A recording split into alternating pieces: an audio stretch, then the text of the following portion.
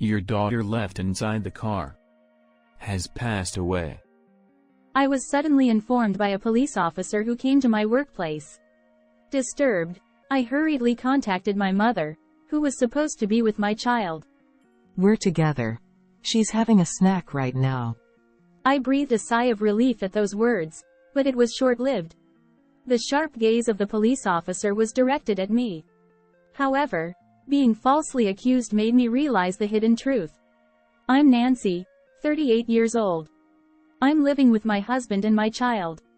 My husband, who is 4 years older, is the sales manager at a house builder company. Due to his job, he often works on weekends and doesn't contribute much to childcare or household chores. Just asking him to pick up our kid on his day off when I'm working can put him in a bad mood. There was a time when I, working at a drugstore, asked him to take care of our kid on a Sunday when I had to work, but can't you let me relax on my day off? Unlike you with your easy part-time job, I work in a battlefield-like workplace every day. John is good at playing by himself, so he's not that demanding. Tisk. Fine. Do what you want. Just make sure you're back home as soon as work's done. Feeling worried if he's actually taking care of things properly with such an indifferent attitude, I couldn't focus on work that day. Eventually, I started leaving the kids with my mother who lives nearby. Being bad at expressing myself, I knew arguing wouldn't help and I didn't like the tense atmosphere. I guess he's just tired. Can't be helped. With that mindset, I've been struggling with childcare and household chores while working part-time. Then, one day, the unexpected happened. I remember that day being very cold. Early in the morning, I received a frantic call from my manager at work. Can you come in to cover for a sick staff member? Staff members often cover for each other in times of need. I might be a bit late as I need to drop off my kid, but I'll be there. After hanging up, I called my mother, who readily agreed to help out, and I quickly started getting ready. Should I take him to your mother-in-law's place? My husband Jason said something surprisingly cooperative. Really? Are you sure? What about work? His usually indifferent attitude made his offer seem out of character, leaving me surprised. It's fine. We'll make it in time if we leave now. Watching my husband happily lift up our child, I felt a rush of happiness. Thank you. Oh, but we need a child seat for this one. How about using Nancy's car today? I'll drive you to the station too. You can't handle driving my car, right? His car is large, and I'm too scared to drive it. Are you sure? That would be a big help. After safely arriving at work, I was greatly appreciated by the manager and greeted with thanks from regular customers, leaving me feeling happy. However, just before 4 p.m., as my shift was about to end, I was called to the back room via the store announcement system. There were 2 men there. The manager whispered to me. They're from the police. Then, looking bewildered, the manager introduced me, saying, This is Nancy. Police. I'm Nancy, but... In my confused state, I desperately searched for any clues, but I couldn't imagine why plainclothes officers would come to see me. For some reason, the police officer scrutinized me from head to toe with a piercing gaze. Please. Try to stay calm and listen. Your daughter has passed away. My daughter. Whose? The officer calmly began to explain the situation to me, which only added to my confusion. Apparently, my car, parked in the coin parking lot behind the station, contained the body of a girl around 1 year old who had passed away from the cold. The driver of the car parked next to mine happened to notice something was wrong and called an ambulance, but it was too late by the time they arrived. It was only then that I finally understood that I was being suspected as the one responsible for creating that situation. Wait a minute. I don't understand what's going on, and I only have a son. Besides, I left him with my mother today. The police officer lightly brushed off my desperate explanation, adopting an uncompromising attitude. It seemed they had already concluded that I had left my child in the car while I was at work. Treated almost like a criminal, I was finally allowed to contact my mother after being placed in the police car. My, what a strange child. She's with me, isn't she? My mother, unaware of the situation, sounded incredulous over the phone. Though I felt relief hearing that my son was safe, the fact remained unchanged. The girl was found dead in my car. Upon arriving at the police station, I was repeatedly questioned by a sharp-eyed detective, who asked the same questions over and over again. I explained that on that morning, my husband had taken our child and driven him to my mother's place in my car. As a result, my suspicion seemed to have been cleared for the time being, but despite the police's attempts to contact him, my husband remained unreachable. While the police tried to reach him, they asked me, "Do you know the deceased girl? We'd like to confirm." Honestly, this moment was more painful than being suspected myself. Seeing the girl lying there, seemingly asleep, I couldn't help but cry for her. Unfortunately, my impression of her was that I might have seen her somewhere before. When I honestly conveyed this to the police officer, he said, "Please contact us if you remember anything." Finally, I was released. It was getting dark outside, and I hurried to my mother's house where my son was waiting. While my child slept, I explained the situation to my mother, who comforted me, crying and comforting me. When I returned home, it was past 9 p.m., and my son fell asleep immediately. During that time, I called my husband several times, but there was no answer. Finally, late that night, I received an email from him saying, I suddenly had to go on a business trip. I immediately tried calling him, but the calls just kept ringing, so I replied to the email saying, "Something serious is happening." However, after that, I couldn't reach him again. That day, I spent the whole night without sleeping, but there was something else bothering me besides my husband. That girl. I feel like I've seen her somewhere before. Anyway, I won't know anything until I ask my husband about the situation. I waited for the start of my husband's work hours and finally mustered the courage to call him.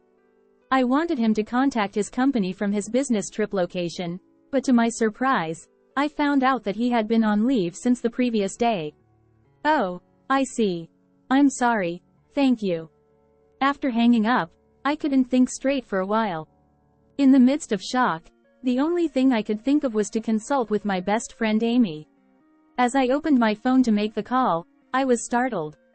Hastily, I checked the messages Amy had sent me. No way. This can't be true. In one of the messages was a picture that shocked me to the point where I involuntarily exclaimed.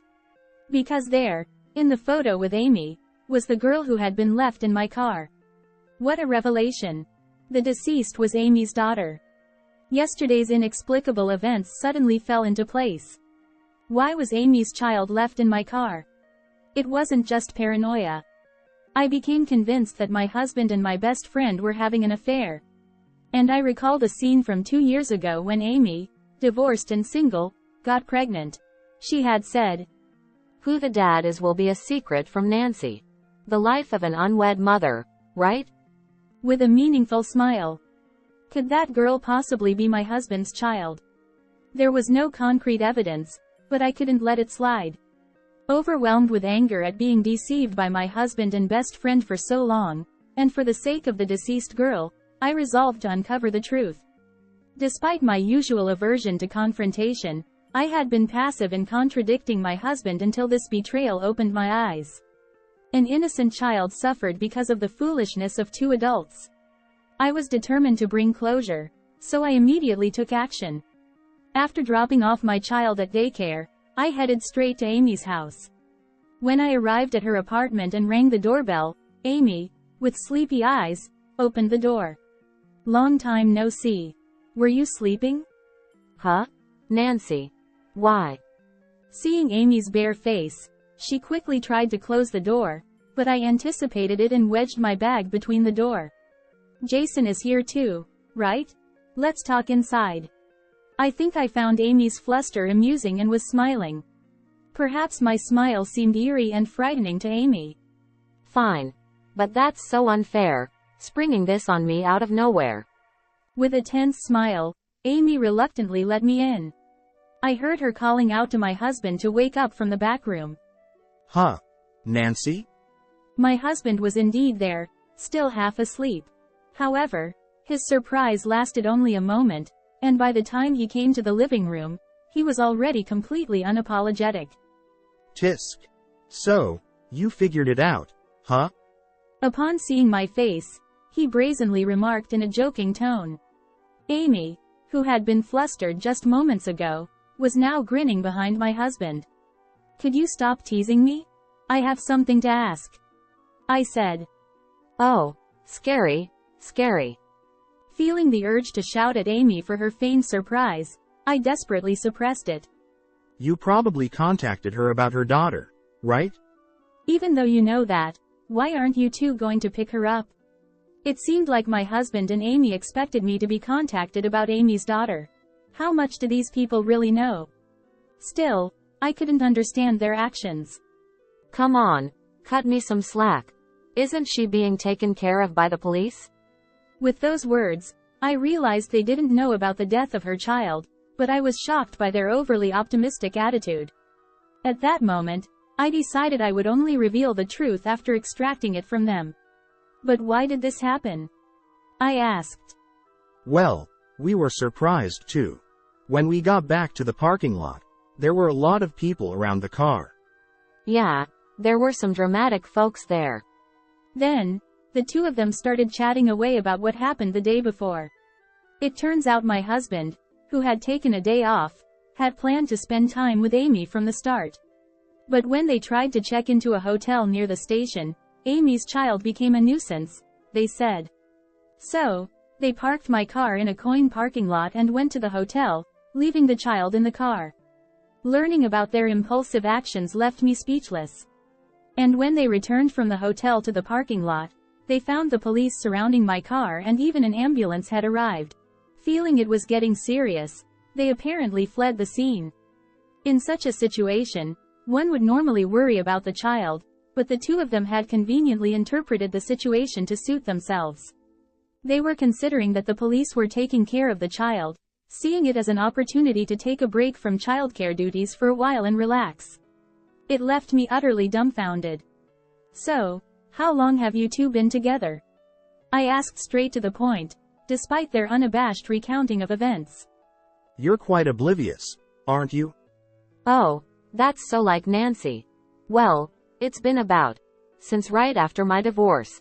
It's been 4 years. I was just helping Amy out with her divorce. It's a common pattern. I had actually suspected my husband of cheating at the time, but being pregnant, I chalked it up to nerves and dismissed it as my imagination. It was quite a surprise to find out that his affair was with my best friend. Right. So, then you're the father of Amy's child? That's right. Unlike our son, our daughter is adorable. Peering into my face, as if trying to provoke me, my husband nonchalantly admitted to it. He said he just happened to think of borrowing my car. Since Amy didn't have a car, he thought they could all go out together since my car had a child seat. Well, why didn't you just divorce me and marry Amy then? Feeling like our time together had been wasted, I blamed my husband. But once again, he came up with an unbelievable excuse. Too naive. If I did that, my affair and having a child would be exposed at work, wouldn't it? It would hinder my promotion. To sacrifice us for that. I thoroughly despised my husband. Nancy, that's not all. Even Amy, who was next to my husband, snickered and began to speak down to me. Jason said since his wife can't even talk back, she's basically just a maid, so he can do whatever he wants from now on as well. Well, but, Amy, was that really okay with you? Even though you have kids? I asked with genuine curiosity, but Amy burst into laughter, clutching her stomach. Haha. I'm so done with marriage. As long as I get my living expenses, I'm fine. Yeah, Amy's a hassle because she's expensive, unlike Nancy. Haha. My husband and Amy spoke so frankly, as if I were just part of the scenery or something. I was beginning to reach my breaking point with these selfish two. Anyway, what are we going to do now? You can't just leave it like this, can they? I subtly steered the conversation. Is it that serious? Amy, go pick her up right away. Yeah, I guess we've been caught. I have to go pick her up. But, I'll probably get scolded by the police. She's not old enough to come home alone anyway. Up until now, they hadn't shown any concern for the child, only worrying about themselves whenever they opened their mouths. Enough is enough. There's no room for sympathy. Finally, I decided to reveal the truth here. I'm disgusted. Both of you are only thinking about yourselves. Huh? What are you trying to say? My husband glared at me with displeasure, but I felt no hesitation. I'll tell you the truth. Your daughter died yesterday. Because she was left in the car in the middle of winter. Both of them widened their eyes in shock and disbelief. Poor thing. How cold must it have been? What are you talking about? That's impossible. Your thoughtless actions took the life of an innocent child. Then, Amy pointed at me and started yelling. It's your fault. It's all Nancy's fault. Amy, you're really something else. How about showing a little remorse? Shut up. Shut up. It's all Nancy's fault for marrying Jason. Amy introduced her husband to me, so I couldn't understand the meaning behind it. I thought perhaps Amy was in a state of confusion due to the shock of losing her child. When I was going through a tough divorce, you had to rub it in by getting married. Showing off your happiness like that is unforgivable. What are you talking about? Your affair was the reason for the divorce, wasn't it? You brought it upon yourself. No, it's not like that. It wasn't supposed to be like this. Crying, Amy continued. I was supposed to be happier. And kept focusing on herself. Meanwhile, my husband desperately tried to justify himself while watching Amy cry uncontrollably. I'm not involved in this. I always intended it to be just an affair from the start. It's too late for that now. Amy's child might not even be mine, right? Nancy, technically we're still not divorced, right? He tried to cozy up to me as he spoke. I shook off his hand and uttered in a low, grave voice. Coward. Don't ever show your face in front of me again. With that, I discreetly contacted the police while leaving the scene, casting a sidelong glance at the two engaging in an ugly argument. 2 days later, I received a call from the police informing me that the evidence from the surveillance cameras in the parking lot had been crucial, leading to the arrest of the two. Now, both of them will face legal consequences. They will have a long and tough road ahead, all of which they have sown themselves. Meanwhile, I began a peaceful life with my mother and son. With the help of the drugstore manager, I secured a job as a full-time employee. I am excited for this unexpected fresh start in life.